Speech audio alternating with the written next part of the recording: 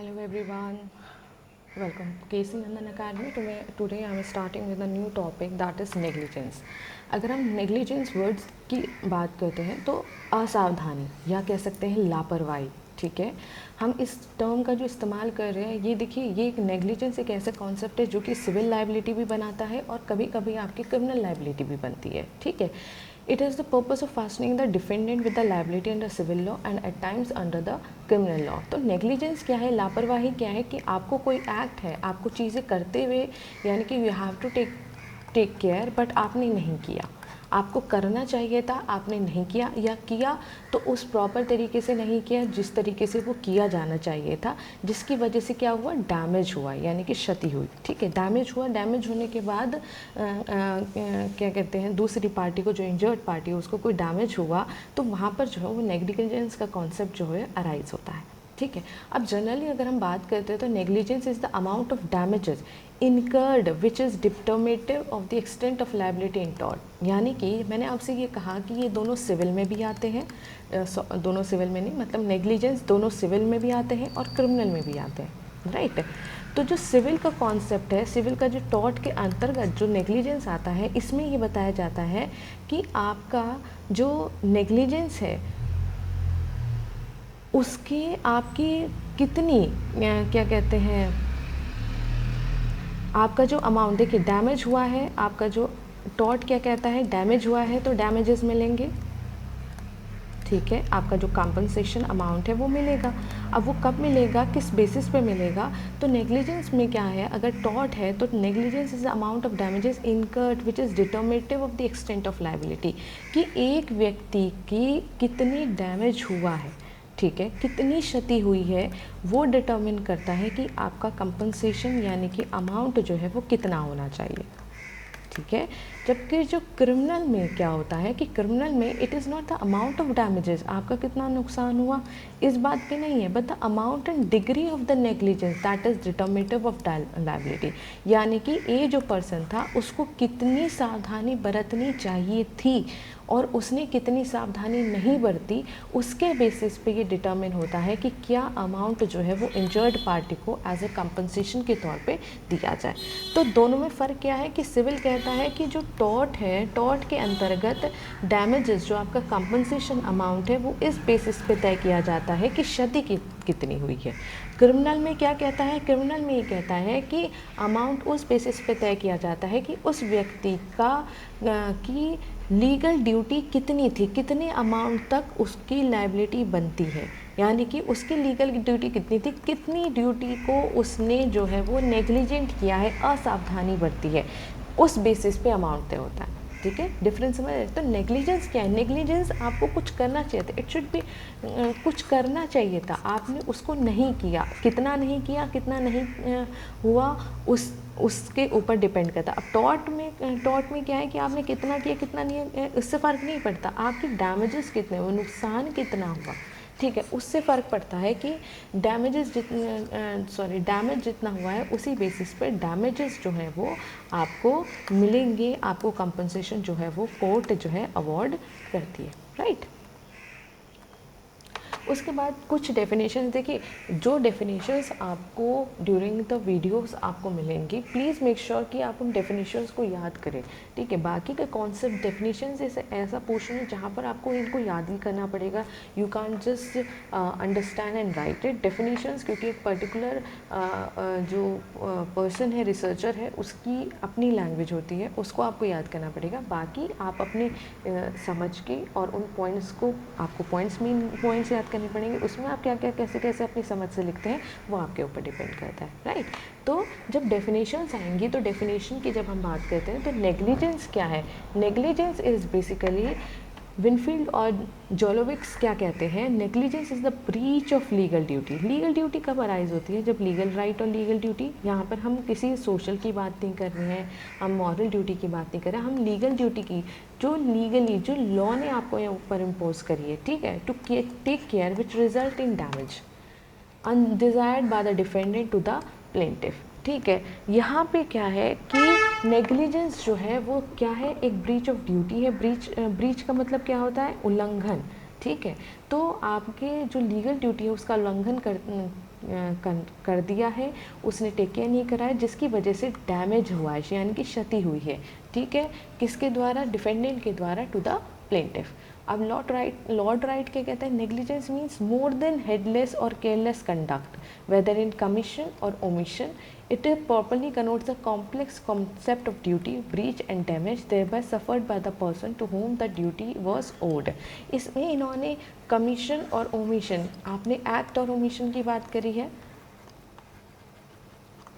ठीक है। कमीशन क्या है कि करना, और ओमिशन क्या है कि कुछ दिया गया और वो नहीं किया गया, ठीक है। तो एक्ट और ओमिशन मैंने लास्ट क्लास में आगे समझाया भी है कि एक्ट क्या होता है कि जो आपको करने के लिए कहा जा रहा है आपने वो किया, और जो आपने वो करा है। और ओमिशन क्या है कि आपको कुछ करने के लिए कहा गया, आपने उसको किया ही नहीं है, यानी कि एक्ट में क्या होता है, आपने कोई ऐसा एक्ट रॉन्गफुल एक्ट किया है जिससे कि किसी को डैमेज हुआ है।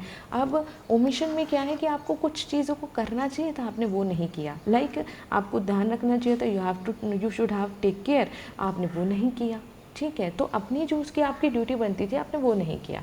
देन तो लॉर्ड राइट क्या कहते हैं कि नेग्लिजेंस क्या है, वेदर इट्स कमीशन और ओमिशन, उससे फ़र्क नहीं पड़ता, बट बात क्या है कि उसने अपनी ड्यूटी को पूरा नहीं किया, ब्रीच किया और डैमेज उससे इनकर हो गए, राइट। तो इन द एक्शन ऑफ, जो नेग्लिजेंस का कॉन्सेप्ट है, जब आप कोर्ट में सूट फाइल करते हैं, यानी कि टॉर्ट के तहत जब आप नेग्लिजेंस का कोर्ट में सूट फाइल करेंगे तो आपको क्या करना पड़ेगा। प्लेंटिफ कौन है, प्लेंटिफ है इंजर्ड पार्टी, ठीक है। अब भाई आपको नुकसान हुआ है, आप ही तो जाएंगे ना कोर्ट में, अब अपने आप तो ना, तो जो डिफेंडेंट है, जो रॉन्ग डूअर है, वो तो नहीं आएगा। तो इंजर्ड पार्टी कौन है, इंजर्ड पार्टी ही कोर्ट में केस मूव करेगी। और जब आप नेग्लिजेंस के तहत इसको बेसिस बनाना चाहते हैं तो you have to prove certain points. आपको क्या सर्टेन पॉइंट्स आपको प्रूव करने पड़ेंगे, the defendant owed a duty of care to the plaintiff, यानी कि जो इंजर्ड पार्टी है उसकी तरफ उसकी कुछ लीगल ड्यूटी बनती थी टू टेक केयर, ठीक है। और उसने क्या करा, उस ब्रीच कर दिया उस ड्यूटी को डिफेंडेंट ने, जिसकी वजह से प्लेंटिफ को जो है डैमेज सफर हुआ है as of their of consequence. Consequence का मतलब कि उसने कोई कार्य करना था वो नहीं किया, जिसका रिजल्ट क्या हुआ, उसको डैमेज हुआ। डैमेज मतलब कि क्षति, ठीक है। तो डैमेज इनकर हुआ है और इस वजह से आप इंजर्ड पार्टी जो है कोर्ट में सूट फाइल कर रहे हैं अंडर द टॉर्ट, ठीक है। अब टॉर्ट जो है आपके सिविल में भी आता है और क्रिमिनल में भी आता है, राइट। अब मैंने आपको फर्स्ट क्लास में जब समझाया था कि it is up to you whether you want to go into the civil suit और क्रिमिनल। और सिविल में क्या है कि अगर आपका मेन बेसिस सिर्फ कंपनसेशन है, your primary object is to get the compensation, तो आप जाएंगे सिविल में। और टॉर्ट के अंतर्गत आप नेग्लिजेंस के कॉन्सेप्ट को लेते हुए आप सूट फाइल करेंगे। बट अगर आप ये चाहते हैं कि जो रॉन्ग डूअर है आप उसको जाते हैं कि वो क्या कहते हैं उसको पनिशमेंट, क्योंकि प्राइमरी जो ऑब्जेक्ट होता है क्रिमिनल लॉ का वो है punishment to the wrongdoer. तो ये आपके ऊपर है, आप एक केस सिविल में फाइल नहीं कर सकते और एक केस क्रिमिनल में फाइल नहीं कर सकते। भाई नेग्लिजेंस का ही सिविल में नहीं कर सकते, criminal. You have to opt whether you want to go for the compensation or you want to go for the punishment to the wrongdoer, right. तो नेग्लिजेंस के लिए आपको ये 3 चीज़ें प्रूव करनी ज़रूरी है। Duty of the take care, अगर आपका उससे कोई मतलब ही नहीं है, ठीक है, उसका आपकी तरफ कोई ड्यूटी नहीं बनती है, ठीक, तो आप वहाँ पर जाके कोर्ट में नहीं कर सकते कि नहीं हम तो इसके अगेंस्ट नेग्लिजेंस का केस फाइल करें। क्या ही वो डिफेंडेंट की तरफ की कोई ड्यूटी बनती थी आपकी तरफ और उसने ब्रीच कर दी और उसकी वजह से डैमेज हुआ। यू हैव टू प्रूव कि किस तरीके से, क्योंकि देखिए इंजर्ड पार्टी ही प्रूव करती है, यानी कि भार जो होता है, बर्डन ऑफ प्रूफ जो होता है वो इंजर्ड पार्टी के ऊपर होता है, राइट। तो आपको ये असेंशियल्स प्रूव करने होते हैं while filing a case under the negligence. तो duty to care to the plaintiff की अगर हम बात करते हैं तो it means legal duty rather than moral, religious और सोशल ड्यूटी। हम यहाँ पर कॉन्सेप्ट जो नेग्लिजेंस का है वो मॉरल, सोशल और रिलीजन से अलग है। यहाँ पर हम लीगल ड्यूटी की बात कर रहे हैं, ठीक है। The plaintiff has to establish that the defendant owed him a specific legal duty to take care and he made a breach. Breach मतलब उल्लंघन, राइट। जैसे केस है डोनोग वर्सेस स्टीवेंसन का केस है, 1932 का केस है। एक जो लेडी थी उसने जिंजर बियर को ऑर्डर किया, राइट। उसने ऑर्डर किया, उसने कुछ जैसे ग्लास में कंटेंट जो होता है, जब आपने बियर को ऑर्डर करते हैं बॉटल को, आप उसने क्या करा, एक ग्लास में आधा कंटेंट जो है वो पी लिया। जब उसने नेक्स्ट कंटेंट जो है उसमें ग्लास में डाला तो उसमें जो है स्नेल बॉडी ऑफ स्नेल जो है उसमें मिला, ठीक है। जब उसने पलटा तो एंड में जाके स्नेल जो है वो मरा हुआ स्नेल जो है उस पर्टिकुलर बियर की बॉटल में था, जो कि ग्लास में दिखाई दिया। अब एपेलेंट जो था, एपेलेंट कौन है? एपेलेंट है वो लेडी, ठीक है।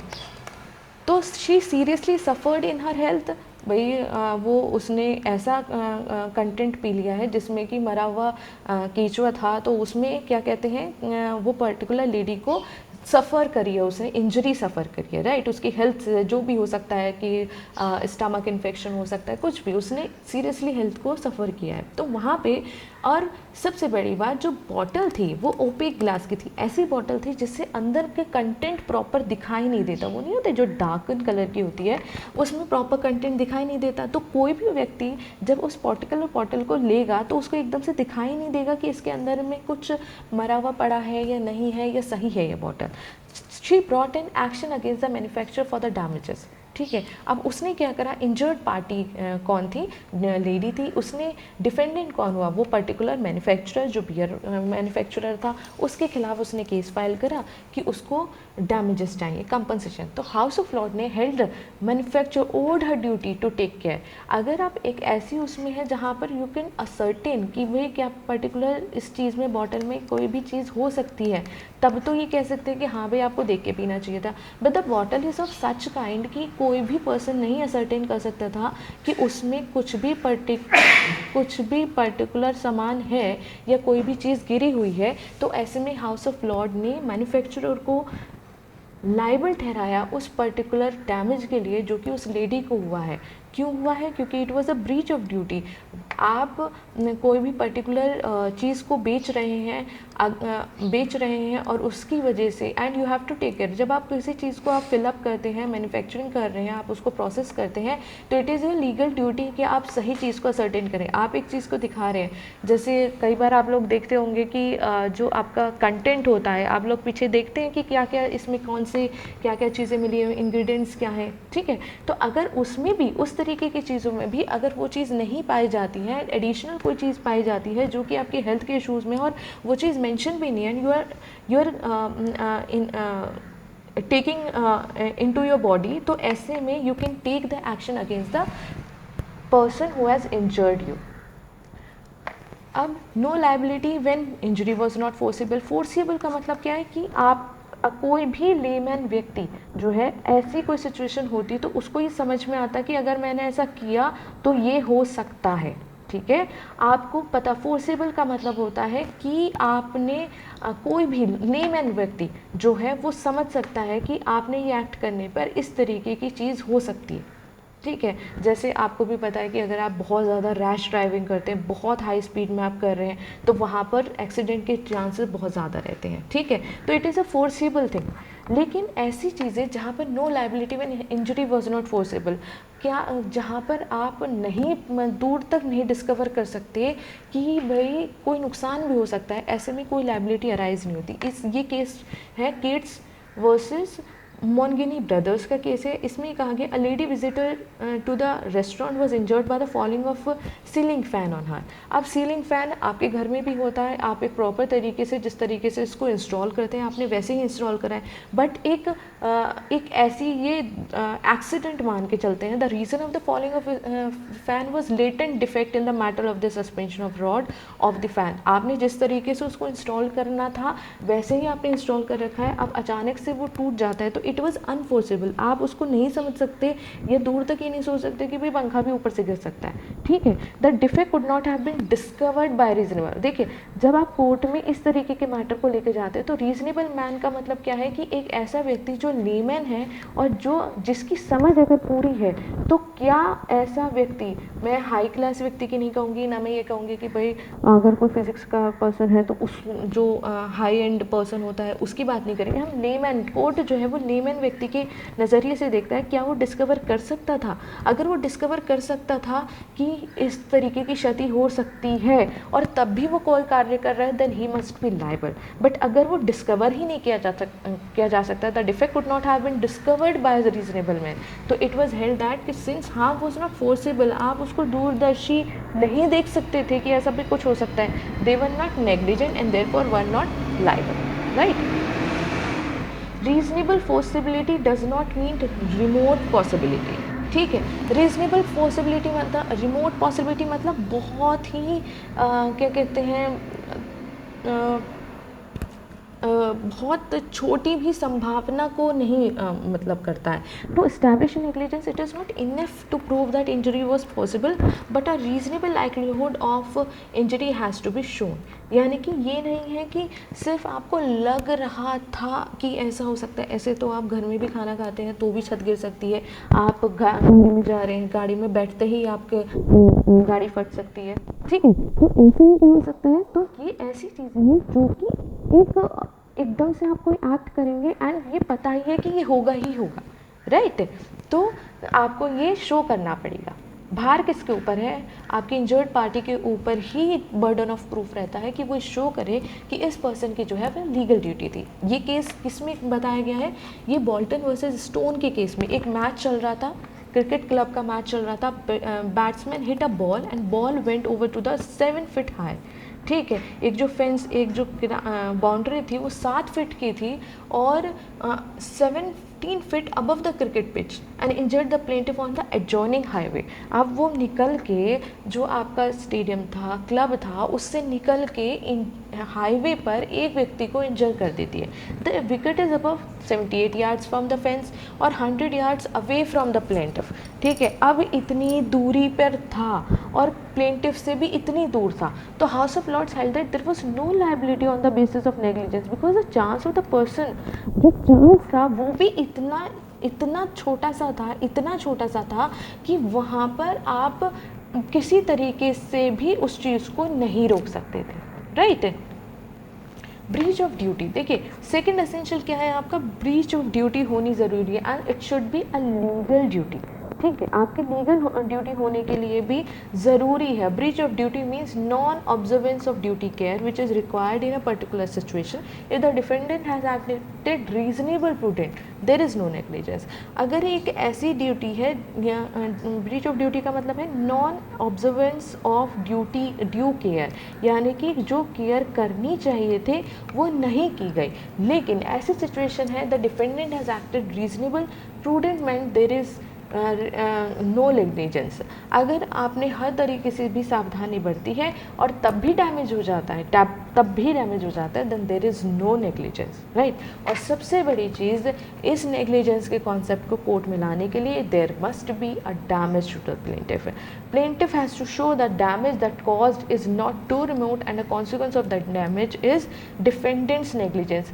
उसको ये प्रूव करना पड़ेगा डिफेंडेंट के ही नेग्लिजेंस की वजह से उसे जो है डैमेज हुआ है and he is defendant is liable and the plaintiff is entitled for the compensation और द डैमेजेस, राइट।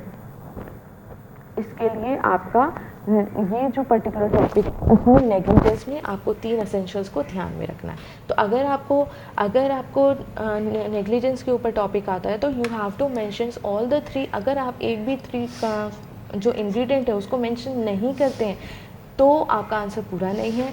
नेग्लिजेंस में जब आप कोर्ट में फाइल करते हैं, अगर एक भी पॉइंट जो है मिसिंग है, यानी कि उसको या तो ड्यूटी नहीं थी टेक केयर करने की और उसने या फिर उसको डैमेजेस सफ़र नहीं हुआ है, तो ऐसे में आप नेग्लिजेंस के अंडर आप कोई भी सिविल सूट फाइल नहीं कर सकते हैं। तो you have to mention all the 3 essentials and plus while filing a suit all the 3 ingredients must be present to make the person defendant liable for his actions, ठीक है। तो this is the concept of negligence. We'll get back with a new topic. Thank you.